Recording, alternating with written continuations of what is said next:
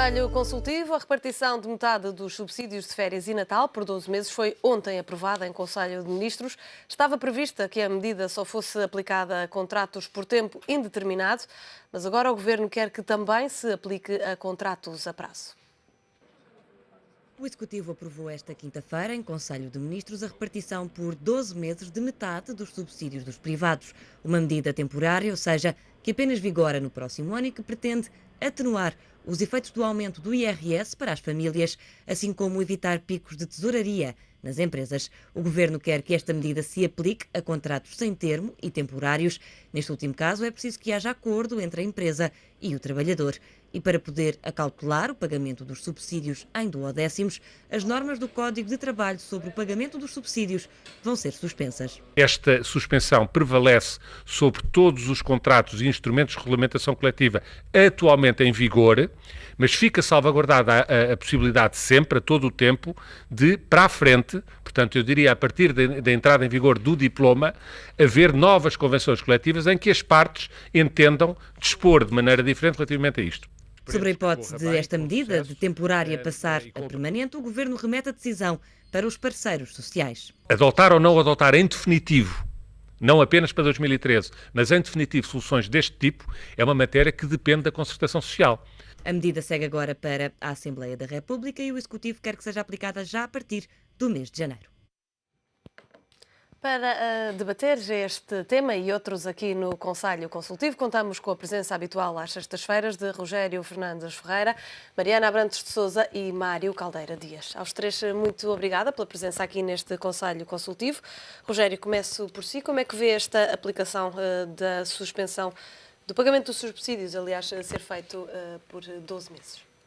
Eu vejo com bons olhos, acho que é uma medida inteligente, na justa medida em que a generalidade dos trabalhadores portanto, dos rendimentos de trabalho vão sofrer um corte por via fiscal. E, portanto, isto é uma medida, de alguma forma, socialmente apaziguadora e que vai permitir que o rendimento líquido das pessoas se aproxime, não seja tão reduzido como seria noutras circunstâncias.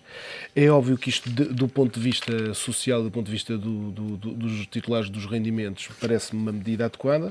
Do ponto de vista do Estado, parece que também é uma medida boa, na justa medida em que, apesar de não ter impacto orçamental, porque sendo o orçamento de caixa, digamos, os valores das retenções entram no mesmo ano, mas de qualquer forma geram alguma segurança na própria cobrança, uma vez que ela é repartida pelos diversos meses. É óbvio que tudo depois tem um lado negativo também, e esse lado negativo acho que são dois. Em primeiro lugar, julgo que a poupança pode diminuir. Portanto, julgo que haverá quem não faça as contas de por forma a guardar o subsídio de férias ou o subsídio de Natal e, portanto, haverá uma maior tendência para consumo e menos para poupança. Julgo que isso pode ter, de facto, aqui alguma influência. Por outro lado também, e julgo que isso não tem sido falado, se isto, digamos, é bom para o Estado, é bom do ponto de vista social e é bom para os titulares dos rendimentos, isso pode não ser tão bom, digamos assim, para a questão da poupança. Acho que também para as entidades patronais é uma medida que pode não ser positiva, na justa medida em que há aqui uma antecipação de pagamentos e é óbvio que as empresas estão com enormes dificuldades de liquidez. Portanto, é nestes balanços que a decisão foi tomada, que tem estes aspectos positivos e negativos. Mas julgo que este último, realçava em especial este último, que é aquele que acaba por nunca ser falado, que é o problema de quem paga, ou seja, das empresas, que têm de facto que fazer elas aqui um novo esforço adicional, numa altura em que estão com carências de tesouraria e com falta de liquidez. Mariana, também analisa este problema para as empresas que vão ter de pagar antecipadamente metade dos subsídios? Bom dia, Catarina. Sim, evidentemente, alterar este sistema de pagamento e pagar os subsídios por duodécimos vai-nos obrigar a alterar e vai obrigar os trabalhadores e as empresas a alterar a sua gestão de tesouraria e os seus hábitos de poupança, porque o pagamento do bolo no fim do ano era uma forma de poupança forçada. E como o Rogério disse, as pessoas têm que se precaver e agora fazer a sua própria poupança, porque não vão ter aquela quantia para fazer face a algumas das grandes faturas, tipo o seguro do carro, etc. Isso eu acho que não há volta a dar, nós temos que alterar os hábitos de poupança e a nível dos particulares é muito importante haver essa alteração. Do nível das empresas, eu imagino que a maior parte das empresas estão com problemas tão aflitivos de tesouraria que este é mais um caso onde é preciso haver uma solução de gestão de crédito muito mais alargada. E é isso que ainda não se vê uma alteração verdadeira à afetação de liquidez e de crédito na economia. Além desse facto que referia, das empresas não poderem, não conseguir fazer face a estas despesas e também o facto de a poupança estar aqui condicionada, há também o facto de o turismo e o consumo, foram outros dos pontos também alertados, poderem ficar condicionados, porque seriam dois picos, o Natal e o das férias, quer para o turismo, quer para o consumo. Pois, sim, mas o consumo, eu devo dizer que não me preocupa muito, porque nós temos um consumo de bens importados tão elevado, talvez isto permita dar mais uma machadada nas importações. Eu acho que aí até pode ser positivo, ainda que isso possa prejudicar as grandes superfícies, etc.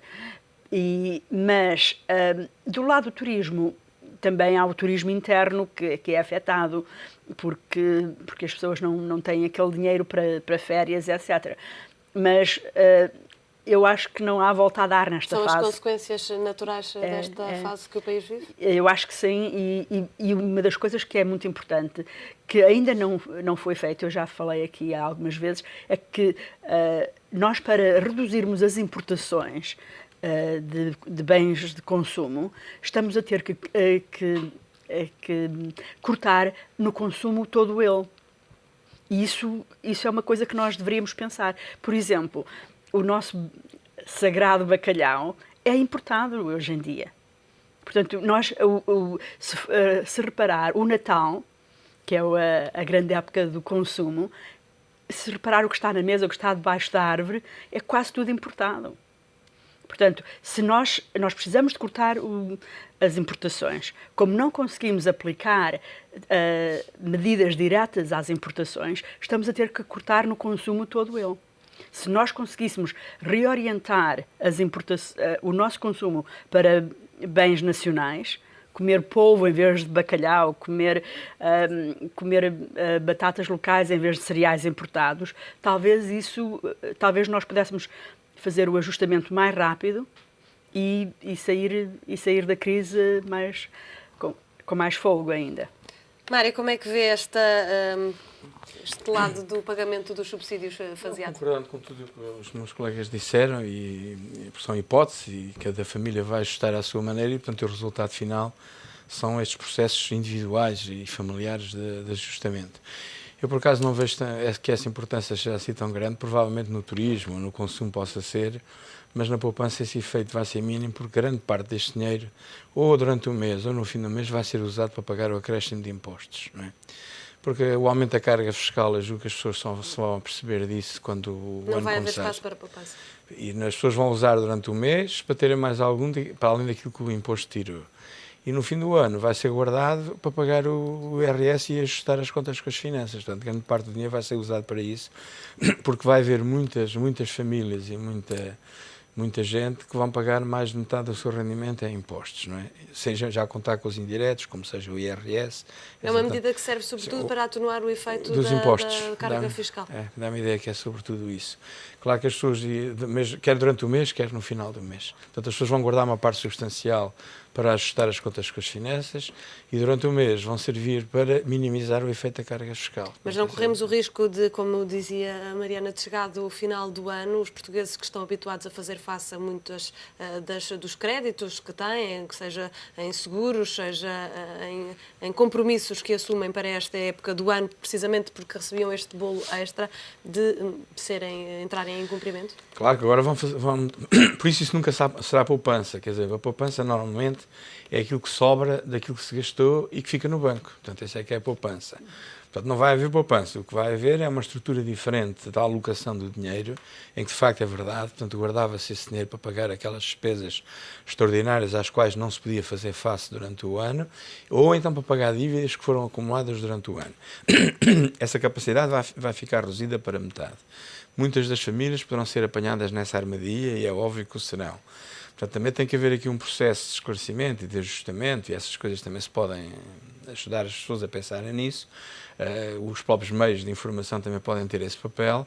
As famílias vão ter que ter um planeamento diferente das suas despesas e da sua poupança, entre aspas, mensal. Não é poupança, é apenas um reajustamento da relação entre as receitas e as despesas, não é? Porque a poupança não vai existir, portanto, a própria carga fiscal global, tirando algumas famílias, rendimentos mais elevados, a própria poupança vai ser comida pelo encargo fiscal, porque as pessoas julgo que só vão perceber, embora possamos justificar isso pela situação de emergência e por facto de termos de pagar as nossas dívidas, não estou agora a pôr em causa a justificação e a razão que os credores terão ou não, mas nós somos devedores e provavelmente teremos que o fazer.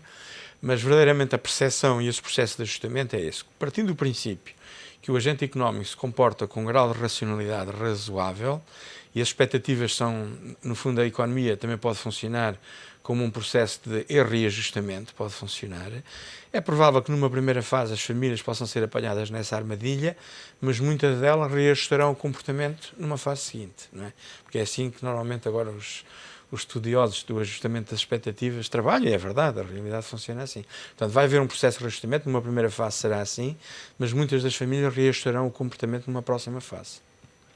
Rogério, passando à questão do orçamento que foi aprovado, cortes nas reformas estão a pressionar para que o orçamento seja enviado para o Tribunal Constitucional, para a análise.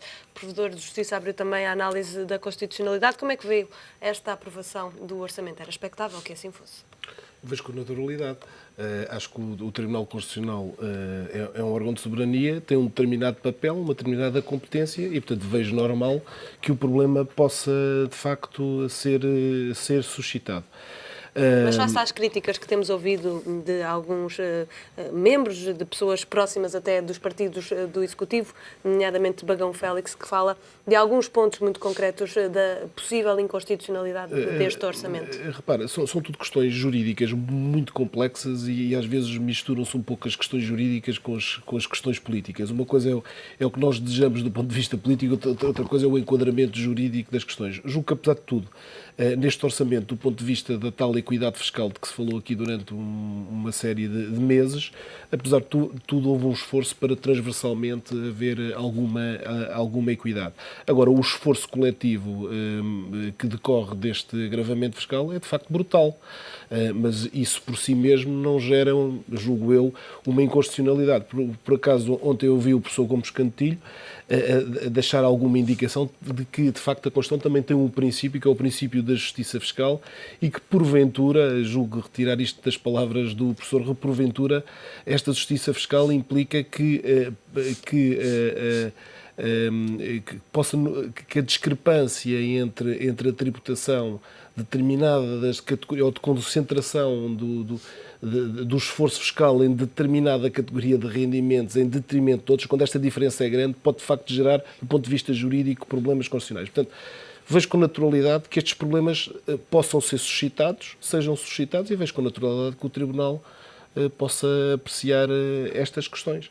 Por outro lado, vejo também que houve um esforço, o tal esforço de transversalidade, no sentido de, tanto quanto possível, ir ao encontro da decisão anterior do Tribunal Constitucional.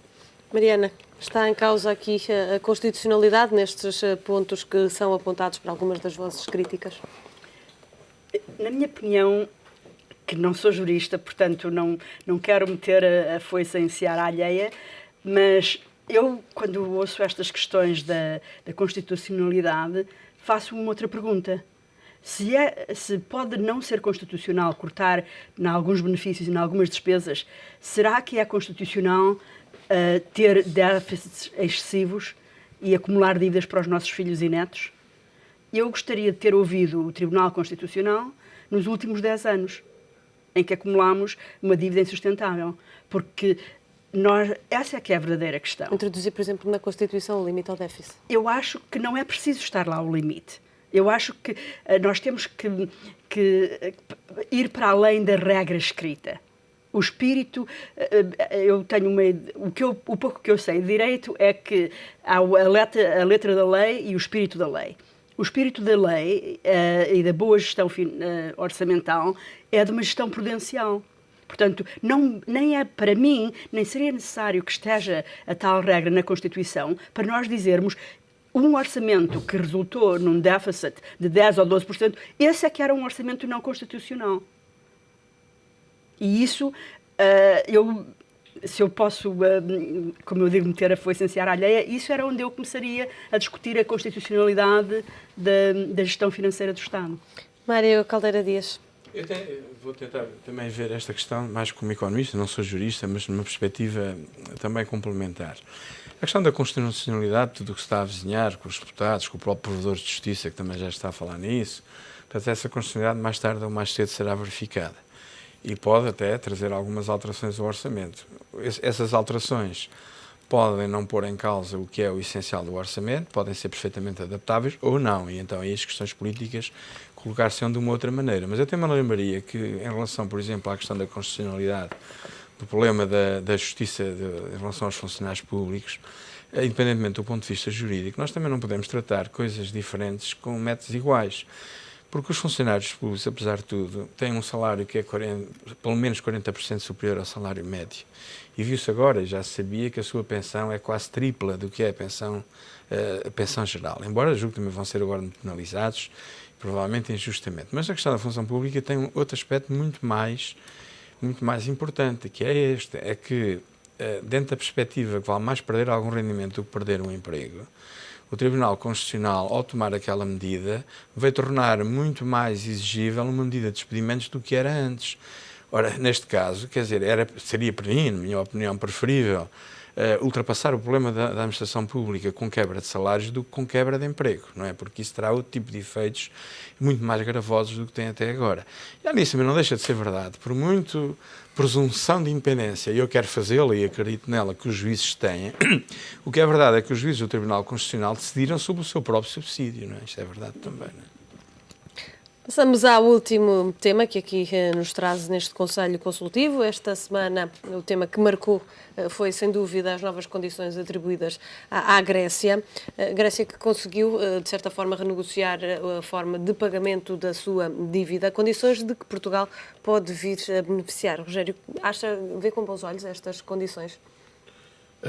Vejo com bons olhos e, aliás, os mercados também, porque, digamos, nós vimos que as bolsas, apesar de tudo, reagiram um pouco a estas notícias. Portanto, acho que são boas notícias para a Grécia, acho que são boas notícias para Portugal e são boas notícias para a Europa. Aliás, são notícias que têm sido um bocadinho obnubiladas em função aqui dos nossos acontecimentos nacionais e que acho que se faz muito bem em realçar como positivas. Dentro das condições que a Grécia conseguiu alcançar, quais que seriam as condições que Portugal devia reclamar? A redução dos juros, a extensão dos prazos? Eu acho que ainda não, julgo que não é o momento certo para Portugal fazer este tipo de reclamações, provavelmente. Acho que o ano que vem vai ser de facto um ano difícil, mas acho que Portugal não deve dar esse sinal enquanto devedor neste momento.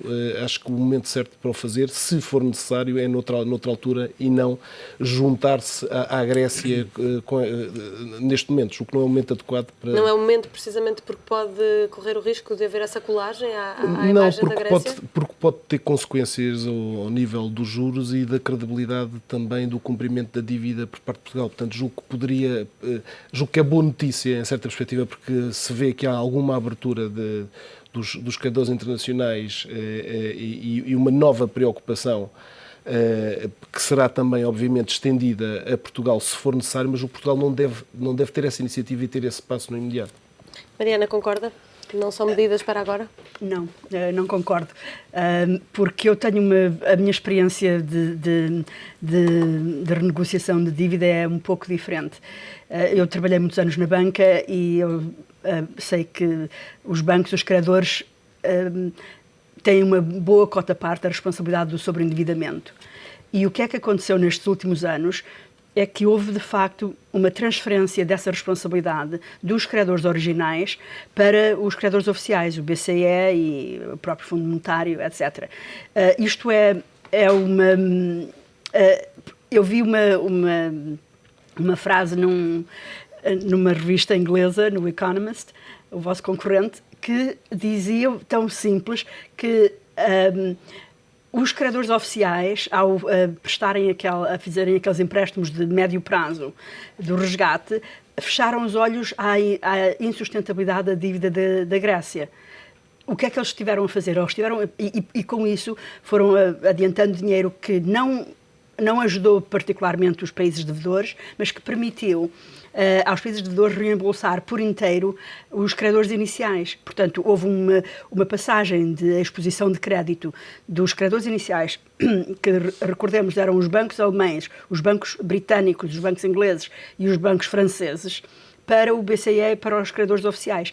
Agora, o Reino Unido é um dos países que mais reclama agora os apoios e que não participa da mesma forma que os outros países da Eurozone. Portanto, eu vejo que, para mim, eu acho que se a dívida é insustentável, quanto mais cedo se obriga os credores a sentarem-se à mesa e a assumirem a sua cota-parte da responsabilidade, melhor.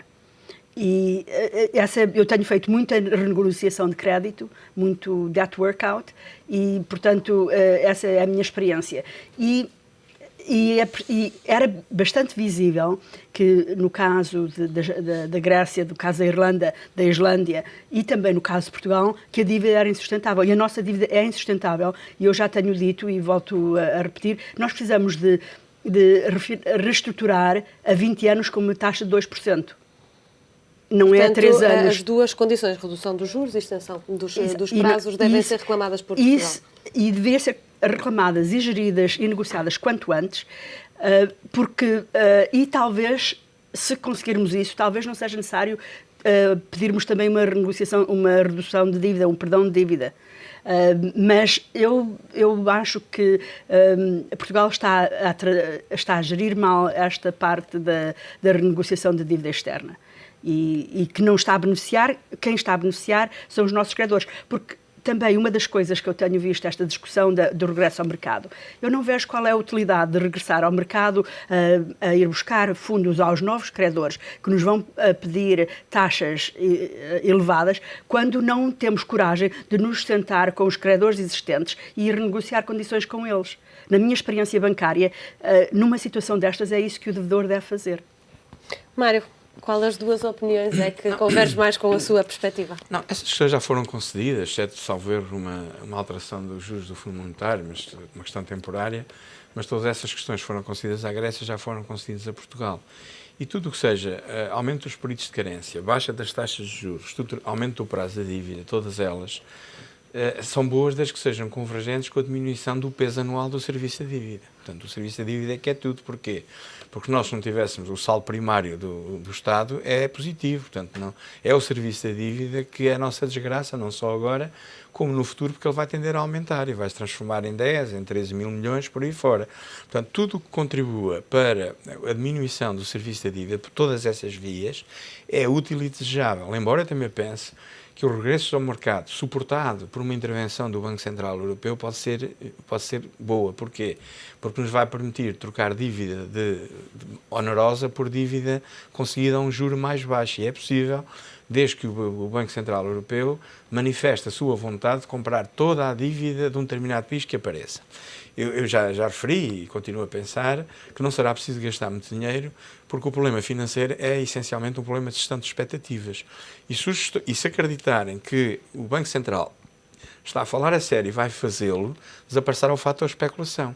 Ora, desaparecendo o fator especulação, as taxas de juros voltarão a um nível razoavelmente baixo, na medida em que a solidez da posição do Banco Central Europeu representa uma diminuição claríssima do risco para a dívida portuguesa. Portanto, eu julgo que nessas condições, e havendo condições suportadas e apoiadas pelo Banco Central Europeu, o próprio regresso aos mercados podia ser uma perspectiva complementar daquela que estamos a falar, mas sempre com o mesmo resultado, diminuição do peso do serviço da dívida sobre o orçamento do Estado. Não é? Portugal teria ou não a ganhar com a reclamação destas condições?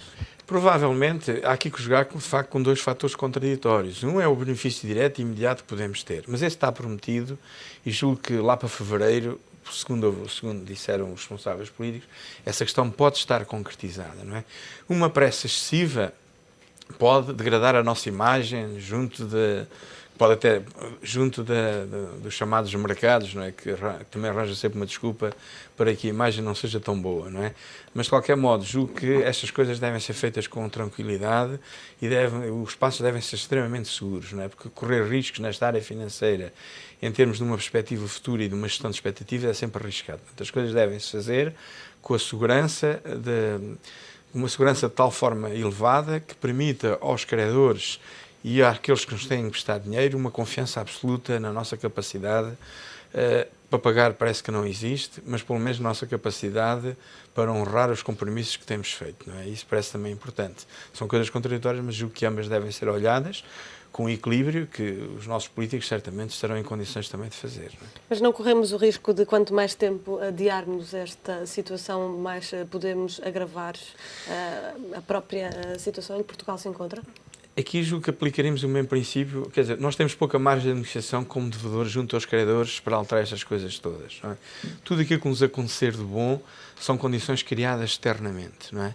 E, portanto, a nossa própria iniciativa julgo que terá muito pouco efeito sobre essas condições. Julgo que temos, de facto, de estar preparados para atuar nas alturas próprias, mas essas alturas próprias são oriundas de condições criadas externamente e dependem da vontade externas em relação à nossa margem de manobra. A nossa margem de manobra é relativamente reduzida na criação, por nossa iniciativa própria, de condições muito diferentes daquelas que venham a acontecer. Não é? Portanto, nós não temos, ou seja, aquilo que acontece não depende muito de nós, seja naquilo que for. Não é?